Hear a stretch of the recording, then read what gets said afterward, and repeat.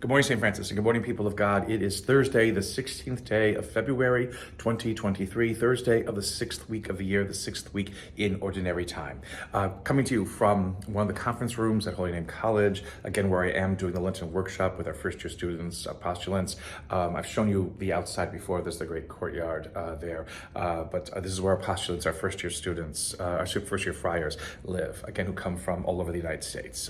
This is one of the conference rooms. We're going to do our little Lenten workshop here in a couple of minutes.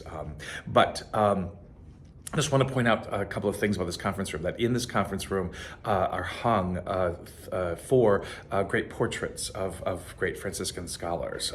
And these portraits used to be in the library at the old Holy Name College, which was by Catholic University, which is now part of Howard Divinity School. They were taken with us when we left, and now they are here. So here is John Duns Scotus, again, one of the great Franciscan theologians, again, whose whole idea of why there is a Jesus is not because somebody ate an apple when they shouldn't have eaten an apple, but it was always a part of God's plan. Jesus doesn't come to clean up an act that God failed in doing in causing, original sin and whatever. He also was, again, a great proponent of the blessedness of Mary, and so there's where she is over there. On the other side over here, and I promise we will get to the reflection, but nobody perceives these. On the other side over here is Bonaventure, and so again, another great theologian, and Bonaventure Hall, which is our library at the Franciscan School, named for him. And then on the other side of the conference room, there's kind of a hallway, and so you go through the hallway over here.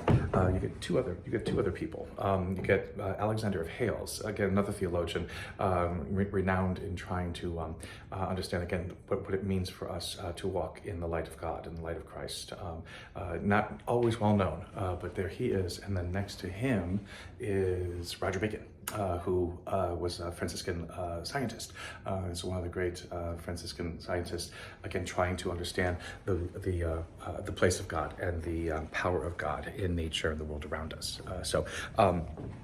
Just again, a little insight into Holy Name College and into these portraits that line here. I always try to emphasize this because again, we Franciscans have a great heritage, again, begun by Francis, begun by Clare, but all these other wonderful people nobody ever talks about. So here they are here.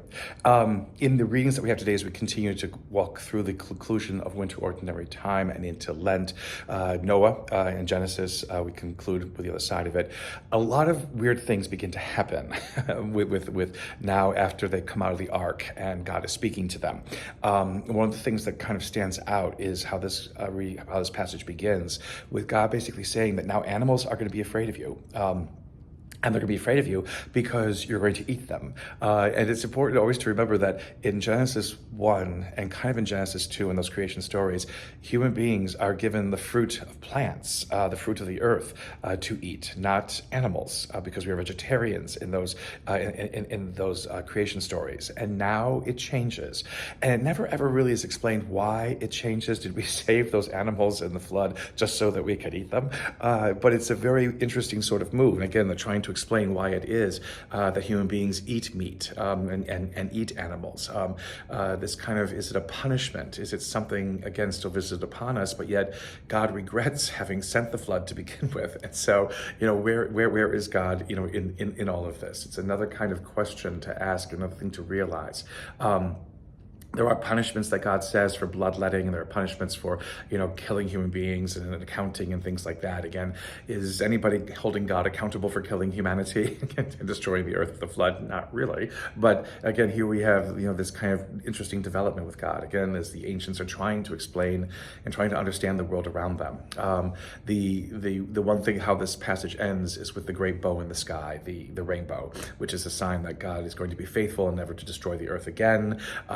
And that it will continue to flower, continue to bloom. But this weird kind of twist where now humanity may eat not just the fruit of the earth, but may eat the animals that roam upon it and the fish in the sea and things like that. is a very interesting kind of turn in Genesis, without much explanation as to why it happens.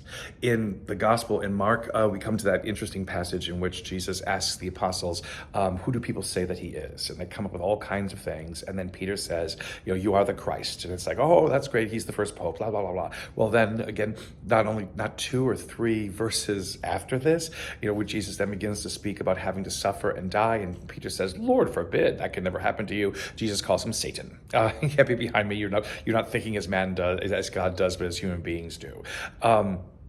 Again, Peter's screwing up left and right again. First pope, yeah, whatever it was. But he was a person who was impetuous, a person who didn't understand things fully, a person who knew what to say when he needed to say, but then that was about it. Said the same about all of us, perhaps, and what it is that we can do and who it is that we are called to be by God, is that we can make mistakes, and yet we can still be favored by God, and allow God to be able to work within our midst, and allow us to be witnesses and signs of God's goodness and love in this world. And may the Lord give you his peace.